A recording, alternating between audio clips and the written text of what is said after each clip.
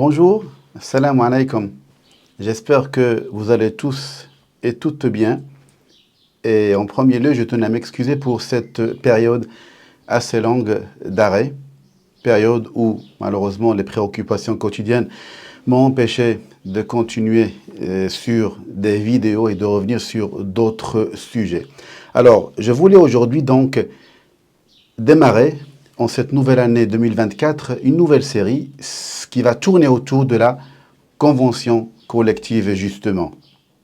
Bonjour Monsieur Rahaoui, des responsables des écoles privées hors contrat souhaiteraient savoir ce que c'est une convention collective, et quel était son rôle dans la gestion sociale au sein des établissements scolaires. Bien, avec un très grand plaisir Dr School, c'est la question effectivement aujourd'hui qui va nous ramener vers, j'espère, cette longue série de la convention collective. Alors, pour s'arrêter sur la question de Dr School, sur le plan étymologique, convention vient du latin conventio, ce qui veut dire venir avec, convenir.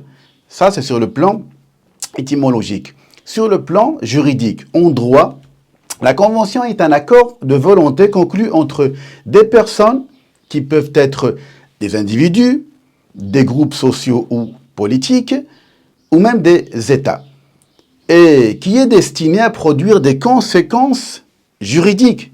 Et j'insiste sur ce point. La question de Dr School aujourd'hui va être le démarrage de cette série qui me paraît très importante parce que, avec l'expérience que j'ai pu voir sur le champ des écoles privées hors contrat en France, c'est que beaucoup de conflits naissent à partir de soit la non-application de cette convention collective, on le traitera à la prochaine vidéo, est-elle obligatoire ou pas, et des fois et souvent, je dirais, par la méconnaissance ou la non-compréhension en fait de cette convention qui est, avouons-le, complexe. Donc ce qu'il faut, c'est de s'arrêter longuement dessus. Bien, alors maintenant, il y a une question qui se pose, c'est que, on va encore la reposer, qu'est-ce qu'une convention collective? Alors, une convention collective, tout simplement, théoriquement parlant, quand je parle de simplicité, est un accord écrit, négocié entre 1. Les organisations syndicales représentatives, 2. Les employeurs ou même, je dirais, groupements d'employeurs des fois. La convention collective est un accord, rappelons-le, écrit, conclu entre un employeur et une ou plusieurs organisations syndicales représentatives des salariés. Alors, cette convention collective, rappelons-le, elle complète ou adapte la législation du travail. Cette législation du travail ne peut être complète que par elle-même. Pourquoi? Pour la simple et unique raison, c'est qu'on retrouve en réalité plusieurs dispositions propres à chaque champ d'application donné. Chaque métier a ses règles. Chaque métier, donc, a un contexte précis sur le plan de la pénibilité, sur le plan du temps de travail en dehors de son poste de travail, et les salaires aussi en même temps. Quels sont le nombre d'heures maximum que chaque salarié peut ou doit appliquer au sein de son poste? Ce sont des questions, effectivement, qui ne peuvent être liées qu'avec une connaissance précise et spécifique du champ de compétences de chaque métier. D'accord? Alors, c'est pour ça que les conventions collectives viennent pour, rappelons-le, compléter, voire adapter le code du travail. Bien. Alors, qu'est-ce qu'un... On a parlé tout à l'heure, effectivement, que c'est un accord qui est négocié, écrit et négocié entre les organisations syndicales représentatives ainsi qu'un groupement d'employeurs, entre autres. Mais qu'est-ce qu'un syndicat représentatif des salariés? Alors, ce syndicat peut être présent dans l'entreprise, je dis bien peut, ce n'est pas une obligation, il y a des conditions pour ceci. Pourquoi? Quel est son rôle? L'objectif, le but, c'est pour parler au nom des salariés et signer, s'il le faut, des accords collectifs en toute légitimité. Un syndicat est représentatif s'il réunit 7 critères.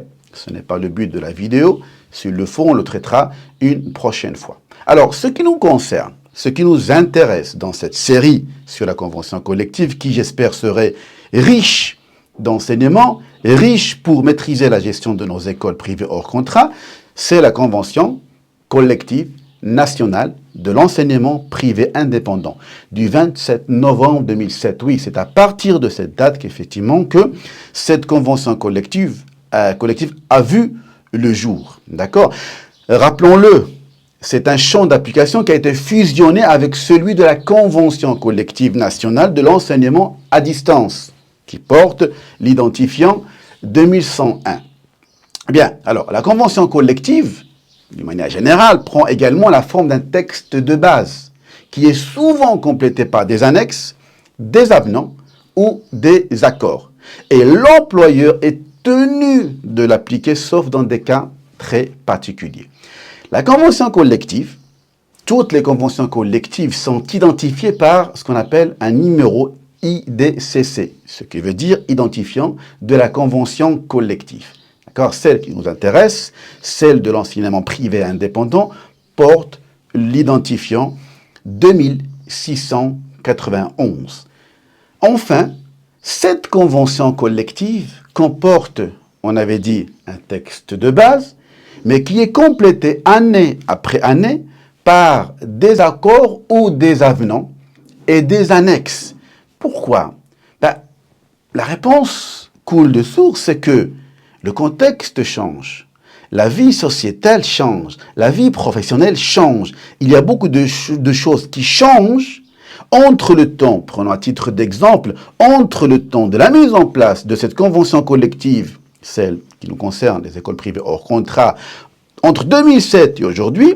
Je prends un exemple très simple, de mémoire je parle, les salaires ont évolué, des enseignants ont évolué de l'échelle A, on traitera tout ça plus tard, d'environ 500 €. Il a évolué de 500 €.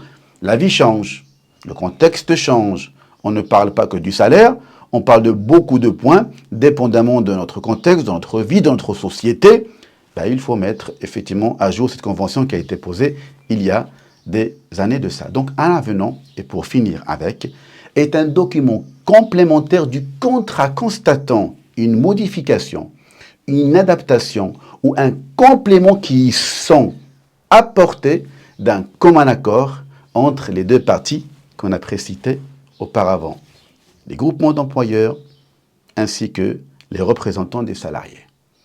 Sur ce, je vous dis à la prochaine vidéo qui va traiter une question cruciale qui est concernée par cette convention collective et est-elle obligatoire pour les écoles privées hors contrat?